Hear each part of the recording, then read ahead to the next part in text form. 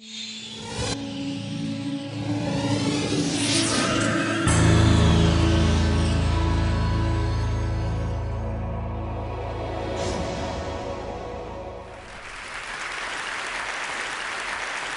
tell you a little bit about irrational behavior, not yours, of course, other people's.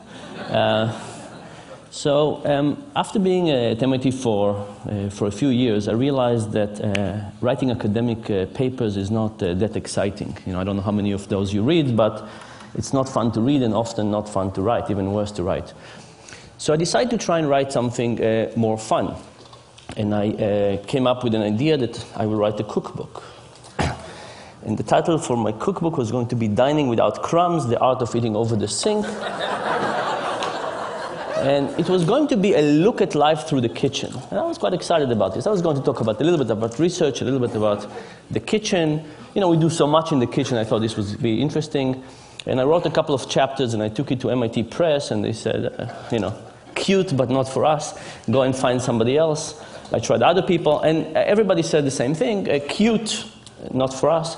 Until somebody said, look, if you're serious about this, you first have to write a book about your research. You have to publish something, and then you'll get the opportunity to write something else. If you really want to do it, you have to do it. So I said, I really don't want to write about my research. I do this all day long. I want to write something else, something a bit more free, less constrained. And this person was very forceful and said, look, that's the only way you'll ever do it. So I said, okay, if I have to do it, I had a sabbatical. I said, I'll write about my research if there's no other way, and then I'll get to do my cookbook. So I wrote a book on my research, and it turns out to be quite fun in two ways. First of all, I enjoyed writing, but the more interesting thing was that I started learning from people. It's a fantastic time to write because there's so much feedback you can get from people. People write me about their personal experience and about their examples and what they disagree and nuances. And even being here, the last few days, I've known really heights of obsessive behavior I never thought about, which I think is just fascinating. I want to tell you a little bit about irrational behavior, and I want to start by giving you some examples of visual illusion as a metaphor for rationality. So think about these two tables, and you must have seen this illusion. If I ask you what's longer, the vertical line on the table on the left or the horizontal line on the table on the right, which one seems longer? Can anybody see anything but the left one being longer? No, right? It's impossible. But the nice thing about visual illusion is we can easily demonstrate mistakes. So I can put some lines on, doesn't help. I can animate the lines, and to the extent you believe me, I didn't shrink the lines, which I didn't, I've proven to you that your eyes were deceiving you. Now, the interesting thing about this is when I take the lines away, it's as if you haven't learned anything in the last minute. You can't look at this and say, okay, now I see reality as it is, right? It's impossible to overcome this sense that this is indeed longer. Our intuition is really fooling us in a repeatable, predictable, consistent way. There's almost nothing we can do about it aside from taking a ruler and starting to measure it. Here's another one. This is one of my favorite illusions. What do you see the color that the top arrow is pointing to? The brown, thank you. The bottom one? Yellow. Turns out they're identical. Can anybody see them as identical? Very, very hard. I can cover the rest of the cube up, and if I cover the rest of the cube, you can see that they're identical. And if you don't believe me, you can get the slide later and do some arts and crafts and see that they're identical. But again, it's the same story, that if we take the background away, the illusion comes back, right? There's no way for us not to see this illusion. I guess maybe if you're colorblind, I don't think you can see that. I want you to think about illusion as a metaphor. Vision is one of the best things we do. We have a huge part of our brain dedicated to vision, bigger than dedicated to anything else. We do more vision, more hours of the day than we do anything else. And we're evolutionarily designed to do vision. And if we have these predictable, repeatable mistakes in vision, in which we're so good at, what's the chance that we don't make even more mistakes in something we're not as good at? For example, financial decision making. Something we don't have an evolutionary reason to do, we don't have a specialized part of the brain, and we don't do that many hours of the day. And the argument is that on those cases, it might be the issue that we actually make many more mistakes. And worse, not have an easy way to see them. Because in visual illusions, we could easily demonstrate the mistakes. In cognitive illusion, it's much, much harder to demonstrate to people the mistakes. So I want to show you some cognitive illusion, or decision-making illusion in the same way. This is one of my favorite plots in social sciences. It's from a paper by Johnson and Goldstein. And it basically shows the percentage of people who indicate that they would be interested in giving their organs to donation. And these are different countries in Europe, and you basically see two types of countries. Countries on the right that seems to be giving a lot, and countries on the left that seems to be giving very little, or much less. The question is why? Why do some countries give a lot and some countries give a little?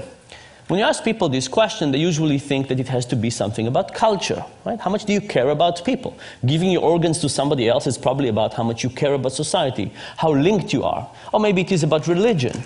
But if you look at this plot, you could see that countries that we think about as very similar actually exhibit very different behavior.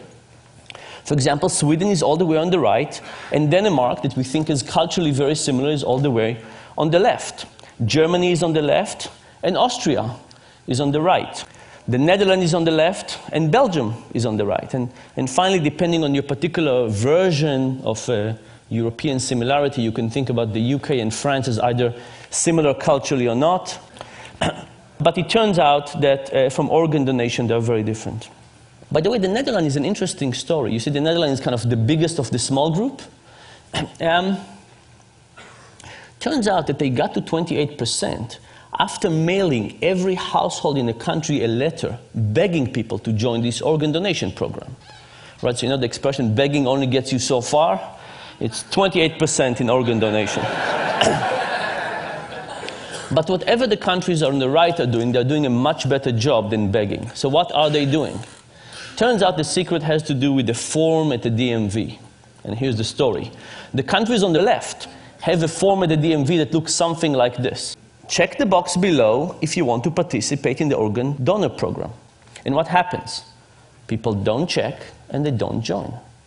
The countries on the right, the ones that give a lot, have a slightly different form. It says check the box below if you don't want to participate. Interestingly enough, when people get this, they again don't check, but now they join the program. Now, think about what this means. You know, we wake up in the morning and we feel we make decisions. We wake up in the morning and we open the closet and we feel that we decide what to wear, and we open the refrigerator and we feel that we decide what to eat.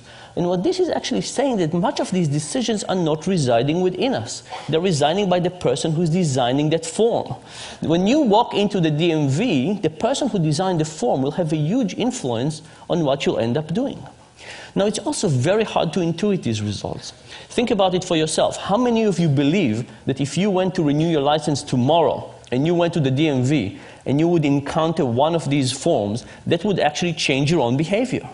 Very, very hard to think that it will influence us, right? We can say, oh, these funny Europeans, of course it would influence them. But when it comes to us, we have such a feeling that we're in the driver's seat. We have such a feeling that we're in control and we are making the decision that it's very hard to even accept the idea that we actually have an illusion of making a decision rather than actual decision.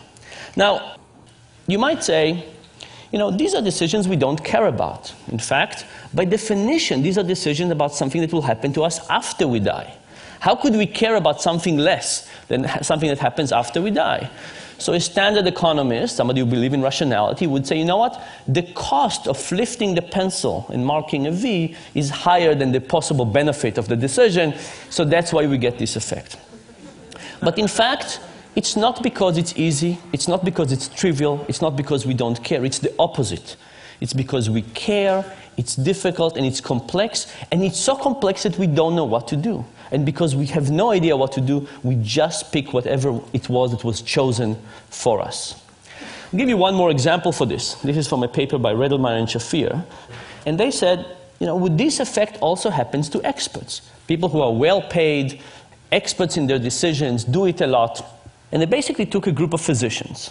And they presented to them a case study of a patient. And they said, here's a patient, he's a 67-year-old farmer, he's been suffering from a right hip pain for a while. And then they said to the physician, yes, you decided a few weeks ago that nothing is working for this patient. All these medications, nothing seems to be working, so you refer the patient to hip replacement therapy, hip replacement, okay? So the patient is on a path to have his hip replaced. And then they said, half the physician, they said, yesterday, you reviewed the patient's case and you realized that you forgot to try one medication. You did not try ibuprofen. What do? Do you pull the patient back and try ibuprofen, or do you let them go and have hip replacement? Well, the good news is that most physicians in this case decided to pull the patient and try ibuprofen. Very good for the physicians. The other group of the physicians, they said, yesterday when you reviewed the case, you discovered there were two medications you didn't try out yet, ibuprofen and piroxicam. They said, your two medications didn't try out yet. What do? You let them go, or you pull them back. And if you pull them back, do you try ibuprofen or piroxicam? Which one? Now, think of it. This decision makes it as easy to let the patient continue with hip replacement, but pulling them back all of a sudden becomes more complex. There's one more decision. What happens now? Majority of the physicians now choose to let the patient go to hip replacement. I hope this worries you, by the way, when you go to see your physician. The thing is that no physician would ever say, piroxicam, ibuprofen, hip replacement, let's go for hip replacement. But the moment you set this as the default, it has a huge power on whatever people end up doing. I'll give you a couple of more examples of irrational decision making. Imagine I give you a choice. Do you want to go for a weekend to Rome, all expenses paid, hotel, transportation, food, breakfast, a continental breakfast, everything, or a weekend in Paris? Now, weekend in Paris, weekend in Rome, these are different things. They have different food, different culture, different art. Now, imagine I added a choice to the set that nobody wanted. Imagine I said a weekend in Rome, a weekend in Paris, or having your car stolen. Now, it's a funny idea, because why would having your car stolen in this set influence anything? But what if the option to have your car stolen was not exactly like this? What if it was a trip to Rome, all expenses paid, transportation, breakfast, but doesn't include coffee in the morning? If you want coffee, you have to pay for it yourself. It's €2.50. Now, in some ways, given that you can have Rome with coffee, why would you possibly want Rome without coffee? It's like having your car stolen. It's an inferior option. But guess what happened? The moment you add Rome without coffee, Rome with coffee become more popular, and people choose it. The fact that you have Rome without coffee makes Rome with coffee look superior, and not just to Rome without coffee, even superior to Paris. Here are two examples of this principle. This was an ad from The Economist a few years ago that gave us three choices. An online subscription for $59, a print subscription for $125, or you could get both for $125. Now, I looked at this and I called up The Economist and I tried to figure out what were they thinking. And they passed me from one person to another, until eventually I got to a person who was in charge of the website, and I called them up and they went to check what was going on, and the next thing I know, the ad is gone and no explanation. So I decided to do the experiment that I would have loved The Economist to do with me. I took this and I gave it to 100 MIT students. I said, what would you choose? And these are the market share. Most people wanted the combo deal. Thankfully, nobody wanted the dominated options. It means our students can read. But now, if you have an option that nobody wants, you would take it off, right? So I printed another version of this when I eliminated the middle option, and I gave it to another 100 students. Here's what happens. Now the most popular option became the least popular, and the least popular became the most popular. What was happening is that option that was useless in the middle was useless in the sense that nobody wanted it.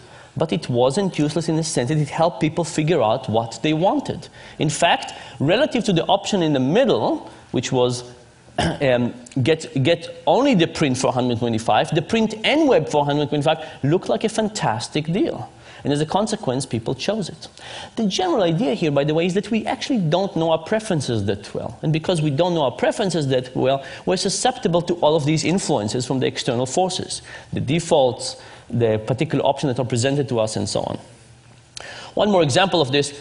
People believe that when we deal with physical attraction, we see somebody and we know immediately whether we like them or not, attracted or not. This is why we have these 4-minute dates. So I decided to do this experiment with people. I'll show you graphic images of people, not real people. The experiment was with people. I showed some people a picture of Tom and a picture of Jerry, and I said, who do you want to date, Tom or Jerry? But for half the people, I added an ugly version of Jerry. I took Photoshop and I made Jerry slightly less attractive. The other people, I added an ugly version of Tom. And the question was, will ugly Jerry and ugly Tom help the respective more attractive brothers? And the answer was absolutely yes. When ugly Jerry was around, Jerry was popular. When ugly Tom was around, Tom was popular. This, of course, has two very clear implications for life in general. If you ever go bar hopping, who do you want to take with you?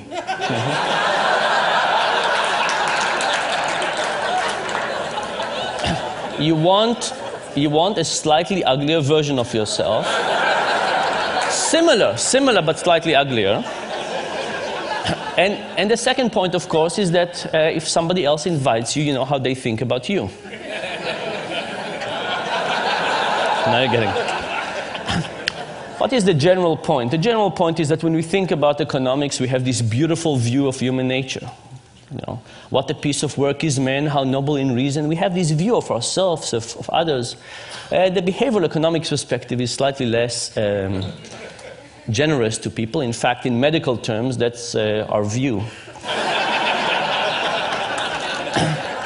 But there is a silver lining. And the silver lining is, I think, kind of the reason that behavioral economics is interesting and exciting. You know, are we Superman or are we Homer Simpson? When it comes to building the physical world, we kind of understand our limitations. We build steps and we build these things that not everybody can use, obviously, but we build them. We understand our limitations and we build around it. But for some reason, when it comes to the mental world, when we design things like healthcare and retirement and stock markets, we somehow forget the idea that we're limited. And I think if we understood our cognitive limitations in the same way that we understand our physical limitations, even if they don't stare us in the face in the same way, we could design a better world. And that, I think, is the hope of this thing. Thank you very much.